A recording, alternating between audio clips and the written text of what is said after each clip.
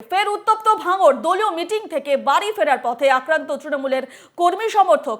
অভিযোগের আঙুল আইএসএফ এর বিরুদ্ধে। শাসক দল তৃণমূলের অভিযোগ অস্বীকার আইএসএফ এর। ঘটনা ঘিরে রাতে ভাঙড়ের জাগুলগাছি অঞ্চলে সৃষ্টি হয় উত্তেজনার। পরিস্থিতি নিয়ন্ত্রণে মাঠে নামতে হয় পুলিশ প্রশাসনকে। ফের উত্তপ্ত ভাঙড়। শাসক দলের অভিযোগ অস্বীকার করেছে ভাঙড়ে আক্রান্ত তৃণমূলের কর্মী সমর্থক। অভিযোগের আঙুল আইএসএফ এর বিরুদ্ধে। শাসক দল তৃণমূলের অভিযোগ অস্বীকার আইএসএফ এর। ঘটনা ঘিরে রাতে ভাঙড়ের জাগুলগাছি অঞ্চলে সৃষ্টি হয় উত্তেজনার এবং পরিস্থিতি নিয়ন্ত্রণে মাঠে নামতে হয় পুলিশ প্রশাসনকে। এ নিয়ে বিস্তারিত জানবো। ফোন লাইনে রয়েছেন আমাদের প্রতিনিধি আলমগীর মোল্লা।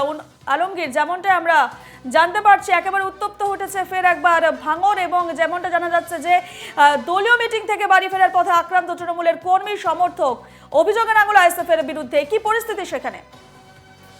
একদমই রূপা, তোমাকে জানিয়ে রাখি, ভাঙড়ের যে জাগুলগাছি এলাকা, সেই জাগুলগাছি এলাকার কিন্তু ঘটকপুকুর খাঁপাড়া এলাকায় গতকাল তৃণমূলের একটি দলীয় কার্যালয়ে তাদের বৈঠক ছিল, এবং সেই বৈঠক সেরে বাড়ি ফেরার পথেই কিন্তু সেই যে দলীয় কার্যালয় রয়েছে, সেই দলীয় কার্যালয় থেকে বেশ কিছুটা দূরে তৃণমূল বেশ কয়েকজন কর্মীর উপর হামলা চালানো হয়, তাদেরকে মারধর করা হয়।